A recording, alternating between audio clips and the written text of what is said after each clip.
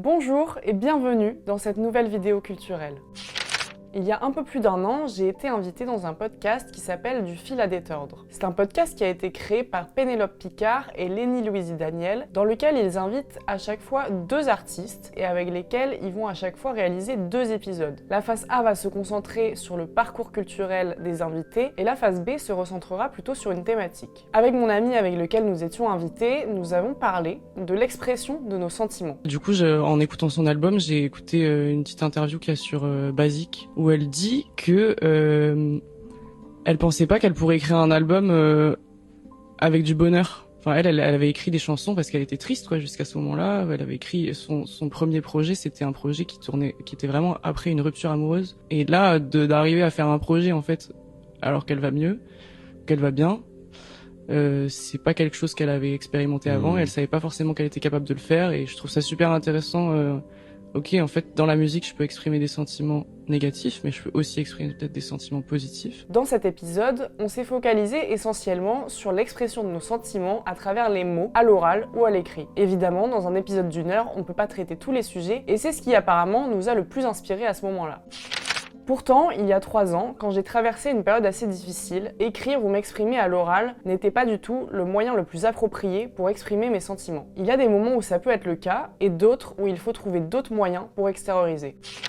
À ce moment-là, j'ai trouvé enfin ce qui me plaisait dans le dessin. Dessiner a été la réponse que j'ai trouvée pour exprimer mes sentiments et mes émotions. Jusqu'ici, je n'arrivais pas à trouver ce que j'aimais dessiner. J'avais toujours l'impression de ne pas arriver à trouver mon style, à trouver ce que j'aimais vraiment faire dans le dessin. Et à ce moment-là, j'ai compris que ce que j'aimais faire dans le dessin, c'était raconter mes émotions. Avec des dessins minimalistes, globalement pas forcément jolis, mais associés à des mots, des phrases, des courts textes, j'ai réussi à expliquer des choses que je n'arrivais pas à expliquer autrement.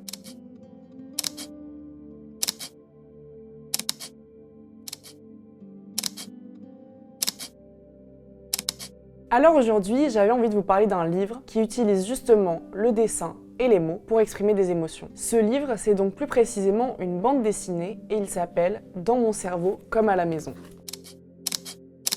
Dans mon cerveau comme à la maison a été écrit par un artiste qui s'appelle Matt, plus connu sous le nom de cht.am sur Instagram. Matt est un artiste connu sur les réseaux sociaux depuis quelques années, tout d'abord grâce à justement beaucoup d'expressions de ses émotions, une ouverture à sa vulnérabilité et à ses sentiments. Et puis aussi, elle porte un engagement très important envers les droits humains et le féminisme.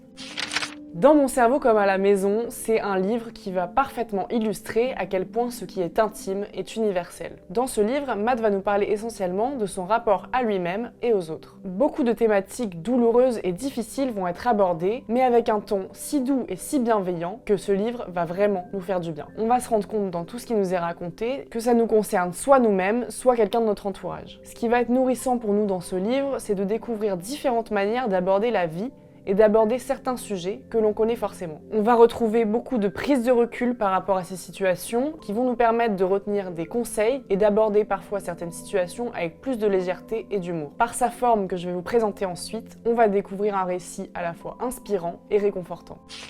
Ce que je trouve vraiment fascinant avec le travail de Matt, c'est d'arriver à aborder des sujets profonds avec une identité graphique minimaliste. Cette charte graphique, pour vous la présenter, elle est incarnée par plusieurs choses, les couleurs et le personnage. Les couleurs, j'ai essayé de vous les faire ressentir dans l'ambiance de la vidéo d'aujourd'hui. On y retrouve donc le bleu, le rouge, le jaune, le noir et le blanc. Globalement, ce sont toujours des aplats de ces couleurs-là, ils ne sont pas dégradés, ils ne sont pas modulés.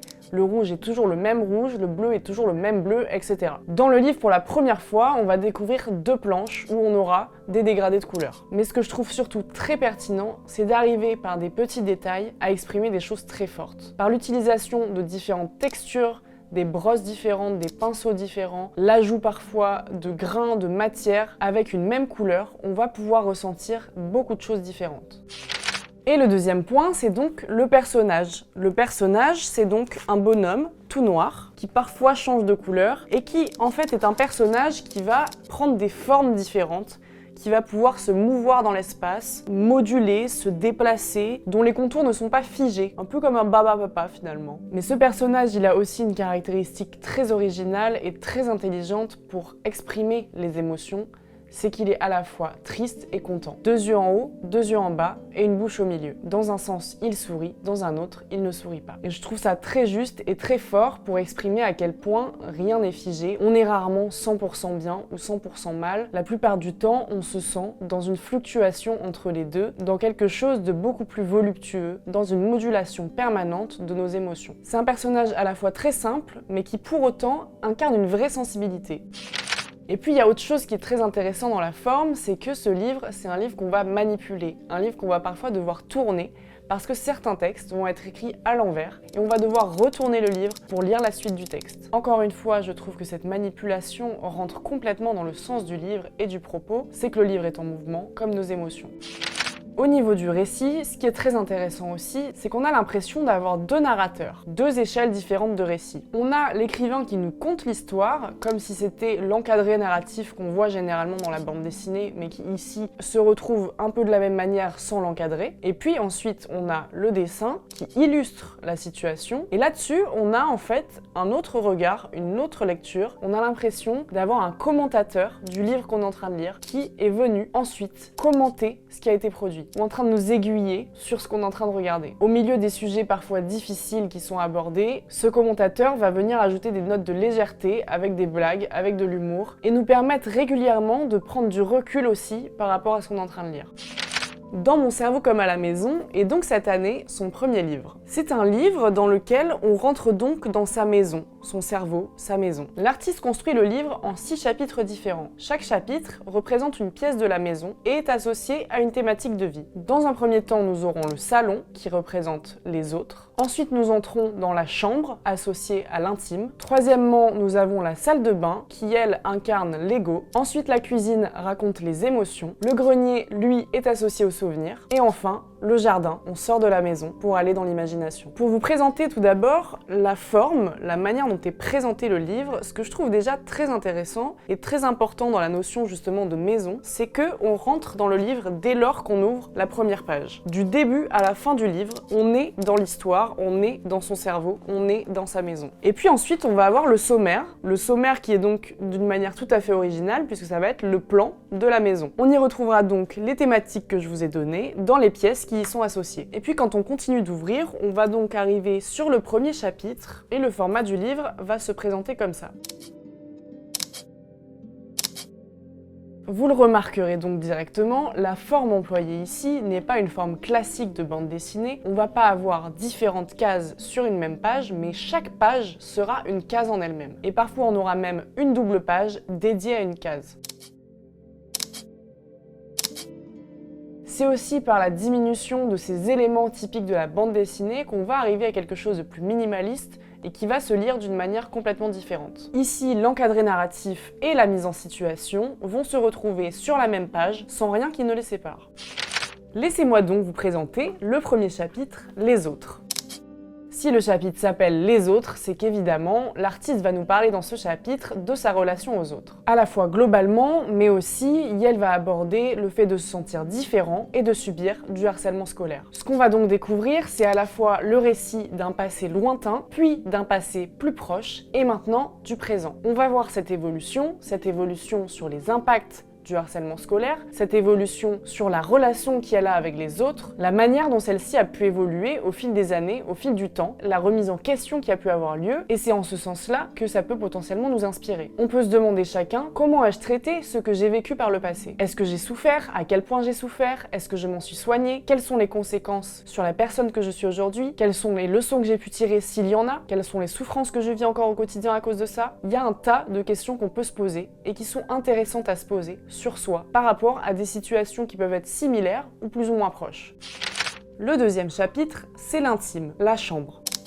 Dans la chambre, Matt va donc nous ouvrir les portes de son intimité et nous raconter sa dépression. Ce qui est intéressant, c'est de voir la dépression sous un axe subjectif. C'est de voir la dépression par quelqu'un qui l'a vécue et de la manière dont elle l'a vécue. C'est pas une généralité, c'est pas la manière dont se passent toutes les dépressions, mais c'est intéressant de voir l'un des regards, l'un des vécus, avec sincérité et vulnérabilité. Il y a 3 points essentiels qui vont être abordés concernant la dépression. Le premier, c'est l'hygiène de vie. Et l'hygiène de vie, c'est quelque chose dont on parle assez peu parce que ça donne pas envie. Ça va nous permettre de lire un vécu de dépression qui n'est pas glamour. J'aime pas du tout le mot glamour.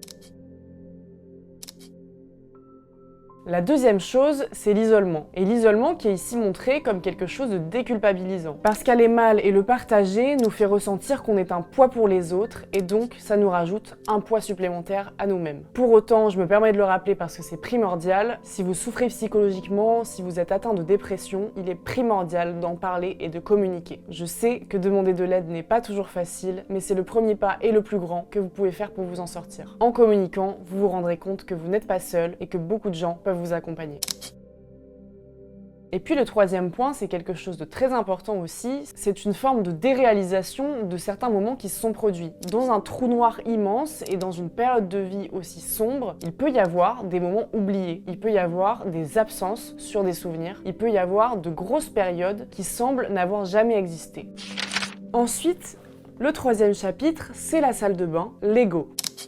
Ce chapitre-là, il va se baser sur le regard sur soi et le regard des autres sur soi. L'une des idées principales que j'ai retenues de ce chapitre, c'est que ce n'est pas parce qu'on manque de confiance en soi qu'on n'a pas d'ego. L'artiste nous montre donc qu'en étant obsédé par le regard des autres, Yael était focalisé à 100% sur lui-même. Le chapitre va donc aborder la notion de jugement et les masques que l'on peut parfois porter pour rentrer dans un soi-disant moule. Et puis au fur et à mesure, Matt va déconstruire ces différentes notions, va nous montrer également le déclic qu'elle a eu pour avancer, et va finalement nous donner un conseil, une méthode qui fonctionne avec lui, qui peut nous permettre également de se libérer un petit peu au moins du jugement des autres. Je vous dévoile un petit peu la leçon principale qui est tirée dans la salle de bain, c'est de se regarder moins pour s'apprécier plus. Je vous en parle justement pour vous faire réfléchir là-dessus, pour que vous puissiez vous demander à votre tour de quelle manière vous parvenez à vous apprécier davantage. Est-ce qu'il vous semble envisageable de ne pas faire attention au regard des autres? Sinon, à quel degré arrivez-vous à baisser cette exigence? Est-ce que vous portez des masques avec votre entourage? Avec qui portez-vous ces masques? Est-ce que vous les portez avec tout le monde? Ou est-ce que vous arrivez à les utiliser seulement en cas d'extrême nécessité avec certaines personnes? Tout ça, c'est des questions qui sont intéressantes à se poser et qui, je trouve, nous viennent en tête lorsqu'on lit ce chapitre. Ensuite, on va rentrer dans la cuisine pour parler de ce que j'aime, les émotions. Dans la cuisine, Matt va nous parler notamment de l'hyperphagie, qui est un trouble du comportement alimentaire assez méconnu, mais pourtant très courant. C'est donc déjà, je trouve, très intéressant de découvrir ce trouble au travers, encore une fois, d'un regard subjectif, du regard de quelqu'un qui le vit. Ce trouble concernant l'alimentation, il subit énormément de jugements, comme tous les troubles du comportement alimentaire, et donc les personnes qui le subissent se retrouvent dans un grand isolement. Ce qui est intéressant dans la manière dont sont réalisés les dessins, c'est qu'il va y avoir beaucoup de jeux au niveau des dimensions. Ici, le personnage et les aliments vont prendre des proportions variables, irréalistes, pour nous permettre de mieux comprendre le propos. Le chapitre s'appelle les émotions parce que l'auteuriste va nous montrer que la nourriture a un immense lien avec ses émotions. Et ce qui est très intéressant, comme à chaque fois, c'est de voir le message qu'elle en tire ou alors le travail qu'il y a encore à faire aujourd'hui sur cette thématique-là. Le chemin n'est généralement pas fini, mais on arrive à voir le processus qui a déjà été mis en place, la prise de conscience qui a été faite et le chemin qui reste à parcourir. En l'occurrence, là, Matt nous parle d'apprendre à s'apprivoiser, à se connaître et de trouver son équilibre.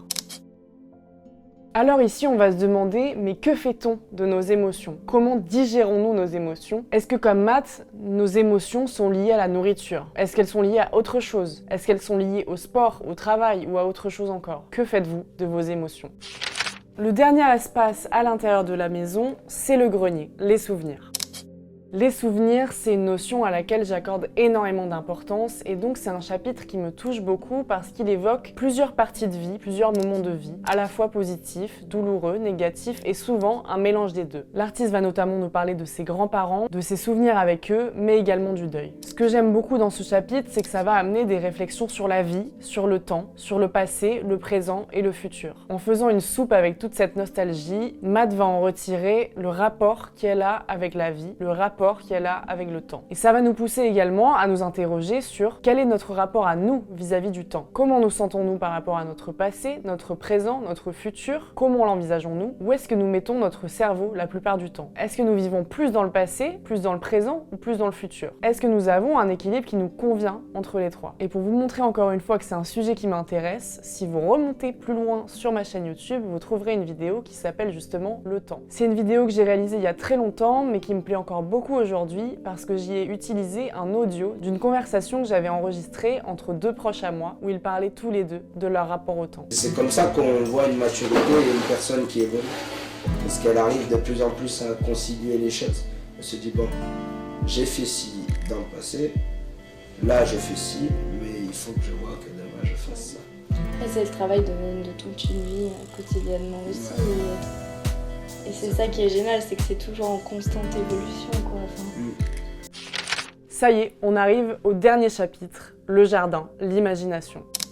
Comme Matt nous l'explique dès le début du chapitre, on a l'impression que ça va être un chapitre beaucoup plus solaire, lumineux, joyeux, mais évidemment pas que, parce que dans chaque chapitre, dans chaque zone de nous, il y a à la fois du beau et du plus sombre. Il y a une thématique très méconnue qui est abordée dans ce chapitre-là, c'est la phobie d'impulsion. Personnellement, j'en ai appris beaucoup plus sur la phobie d'impulsion grâce au podcast Et sinon, comment ça va de mon amie Maria-Louisa, dans le tout premier épisode où elle a interviewé Mathilde Alous, qui nous parle justement de sa phobie d'impulsion.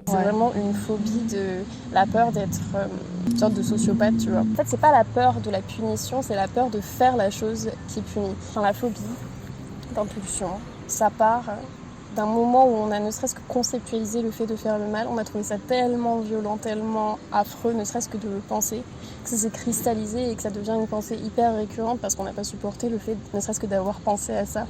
On s'est dit l'espace d'un instant, attends, est-ce que je suis une mauvaise personne ? Est-ce que cette pensée me définit ou est-ce que c'est juste un truc passager ? Et en fait, il s'avère que 95% des gens ont des fois des pensées du genre je suis au bord de ce pont et si je me jetais, je suis en train de conduire et si j'écrasais quelqu'un, tout ce genre de trucs qu'on s'interdit de faire pour de très bonnes raisons, à mon avis, qui sont réprimandées par la loi, tu vois. La phobie d'impulsion, à moindre mesure, c'est quelque chose qui nous concerne toutes et tous. Mais on peut en être profondément concerné et c'est là que c'est donc un trouble obsessionnel compulsif. Le livre va donc nous expliquer ce sujet-là de manière claire et ludique. Et puis le jardin, c'est immense, le jardin c'est l'infini, l'imagination c'est l'infini, c'est le champ des possibles, c'est partout et c'est nulle part à la fois. C'est l'aventure, la découverte, c'est pour ça qu'on peut y trouver de la nouveauté extrêmement belle, mais aussi des choses qui nous effraient complètement, qui nous terrifient et sur lesquelles on n'a pas du tout le contrôle. Alors quand vous avez le temps d'imaginer des choses, quand vous avez le temps de rêver, quand vous avez le temps de regarder à l'intérieur de votre imaginaire, qu'est-ce que vous y voyez ? Est-ce que vous voyez des choses agréables ? Est-ce que vous souffrez de ce que vous imaginez ? Est-ce que votre imagination ressemble à un cauchemar ? Est-ce que vous repensez sans cesse aux mêmes choses? Est-ce que vous répétez des schémas? Est-ce que vous avez une liberté d'accéder à des rêves? Il y a aussi beaucoup de questions à se poser sur cette partie-là, parce qu'elle a une immense place aussi à l'intérieur de notre cerveau. Le jardin, c'est ce qui entoure notre maison. C'est ce qui peut l'embellir, mais c'est ce qui peut aussi l'assombrir. C'est ce qui peut fleurir, mais c'est ce qui peut aussi être rempli de mauvaises herbes. Alors n'oublions pas d'aller jardiner notre cerveau et de faire de notre imagination quelque chose de bénéfique pour notre cerveau. Le livre ne se termine pas forcément de façon joyeuse, mais c'est aussi ce que j'y trouve assez beau. Cette bande dessinée nous présente une vérité, la vérité de la personne qui l'a écrite. C'est une vérité avec laquelle on peut se sentir complètement en accord ou pas du tout, mais qui de toute façon ne peut pas être jugée, car elle est ressentie telle qu'elle est. Le fait que ça ne se termine pas forcément bien, c'est aussi représentatif de la vie qui fluctue, la vie qui est là où elle en est aujourd'hui. Voilà, on a une maison, tel est l'état de la maison actuellement. Cette maison est comme ça, elle nous est offerte de cette manière-là aujourd'hui, et elle sera amenée à évoluer encore et encore, mais on ne va pas attendre que la vie soit résolue pour écrire un livre. Le livre nous est écrit à cet instant T, avec l'état actuel de ce cerveau, de cette maison. Ce qui est donc beau, c'est de voir ce qu'on arrive à raconter avec notre état actuel. Qu'est-ce que vous faites de votre état actuel? Est-ce que vous arrivez à parler de vous avec là où vous en êtes aujourd'hui? Quelles leçons vous avez déjà tirées, même si vous savez que vous avez encore du chemin à parcourir? C'est aussi ce qui fait qu'on a envie de lire le livre encore et encore. On a l'impression de pouvoir à chaque fois apprendre de nouvelles choses, retenir de nouvelles leçons, développer son regard sur de nouvelles perspectives. Dans chaque chapitre, on sent qu'il y a un apprentissage, un progrès, une évolution de la personne sur ce qu'elle est. On va trouver des conseils, des solutions, qui sont peut-être des choses qu'on aura envie d'essayer chez nous, qu'on aura envie d'appliquer dans notre propre maison. Et puis surtout et aussi, cette histoire donne envie de raconter la nôtre, à travers peut-être un moyen artistique créatif qui nous est propre. Ici, j'ai apprécié particulièrement la manière dont l'artiste a réussi à raconter son histoire et à donner forme à ses émotions par la création d'une bande dessinée. On découvre ici finalement des volumes de vie, la combinaison de mots et de dessins qui racontent une histoire. J'espère sincèrement que vous aurez apprécié le partage que je vous en ai fait, j'espère vraiment que ça vous donnera envie d'aller acheter ce livre, de le lire, de vous l'approprier, de tirer les leçons que vous avez envie d'en tirer et de vous exprimer aussi artistiquement par les moyens qui vous conviennent. Personnellement, je vais retourner le lire une 5e fois et on se retrouve prochainement pour une nouvelle vidéo.